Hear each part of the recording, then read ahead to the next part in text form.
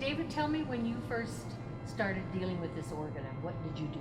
Well, my piano teacher was the organist here at the church. Her name was Pita Sidio, and she was my first piano teacher. I started taking piano lessons around the age of 7, and I used to come to the church and see her play over here also. Later on, as I grew a little bit older, a few years later, I became one of the church organists with her.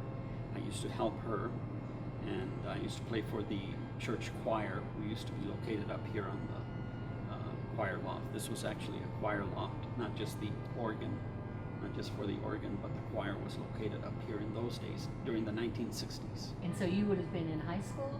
I was in high school, junior high and high school, and I was at times when Pita was not able to play for funeral or masses, I would take over and accompany the choir here. But I was also playing and being the accompanist of the choir at Robertson High School. And then did you have anything to do with tuning the organ or help the people that tuned it? There was a gentleman from Denver, Colorado, who was an organ tuner that would come in. He was about 6 feet tall, as I recall, and I used to help him out, bring down some of the pipes. We would clean them, and we would put gauze at the top of the pipes to prevent debris from falling into the pipes. And how did you clean them? He had special vacuums and air compressors that he had up here, and that would push air through the pipes. And then he would also tune the pipes. As you know, a lot of the tuning that occurred in the old days was that they would bend part of the mechanical parts in the pipes. It's sort of a damaging kind of way of tuning pipes. Plus they lower and raise them, correct? Yeah, yes. To get them And that's another issue.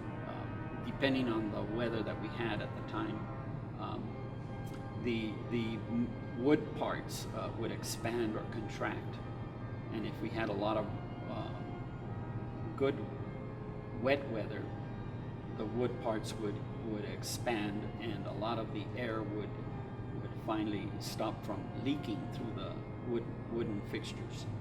That's always been a problem here in the Southwest. With the dry weather, the wood tends to contract, and it would release some air out of the And bellows. so the organ now, sometimes when you play a note, you get a different note sounding also. Oh yeah. And why is that? Yeah. It's because probably there's some leaks going on, and we were actually looking at some of the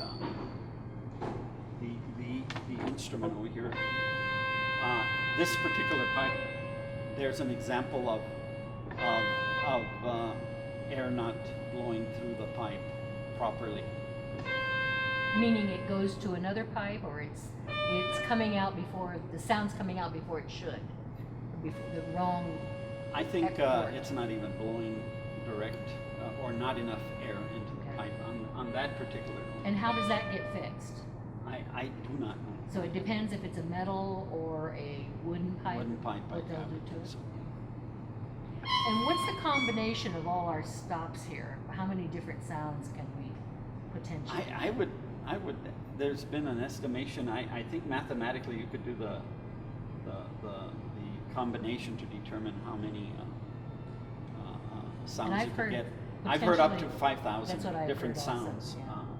And how has the organ changed in the years you've been playing it? Well, what I've noticed is that some of the stops are not working at all, and the ones that are marked in red over here, you can see them on this end also.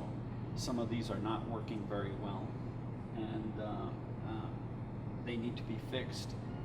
What is happening is there's a lot of leather parts in this instrument, and also wooden parts that are very crucial to the operation of the instrument, and some of those have broken. Some of them have been rewired, the broken parts of the wooden parts, and the leather has become somewhat brittle, and it's starting to deteriorate And after 130 years. It's never been replaced, the leathers. That I know of, no.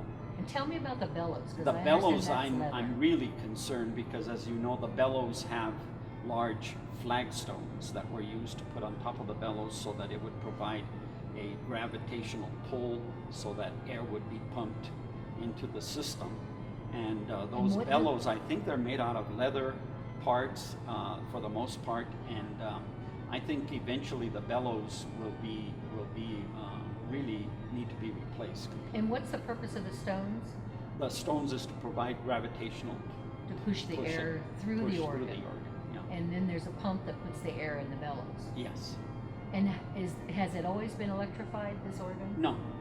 In the old days, there's a lever in the back of the organ here on the right side, where the altar boys or kids that were here at church would actually pump the organ by hand in the back. I mean, up and down. Yeah, I've heard stories, and even in some of the historical records from articles from the Daily Optic, that there was a water-powered motor in those days, but I don't know that it was used necessarily here at the church. Yeah, I've also heard that But I would- organs were designed that way Yeah, sometimes. and I think that would have been an organ for over there in St. Louis, Missouri, where there's plenty Lots of of water. Yeah. Up in Michigan and those areas, they have plenty of water for that to be used. So, but traditionally, a lot of the old organs, even in Europe, there were people that would pump the organ from the back side. I don't know how the famous Bach organs in Leipzig and some of the other Lutheran churches in Germany, how they functioned, but I'm sure that they had kids pumping the organ in the back of the instrument, taking shifts during the musical events. A lot of- You can yeah. imagine Yeah. B minor Mass by Bach being performed with And they'd have to be there for rehearsals. and these kids having to work Yeah. to pump the air. Do you know when this was electrified? I don't know, but I would estimate that electrification would have occurred in the 1920s. I would think that's when probably they did it. Describe what the keys look like on this organ. Well, the keys are chipped, and especially right by middle C. They're ivory keys. They're very beautiful. Some of them have become concave due to Through use. all these years, and all the rubbing that has occurred with the fingers have caused that to occur on the keys. I think some of those parts might need to be replaced on the ivory. I know that some people would I not like the ivory because I'm playing the same piece. I know.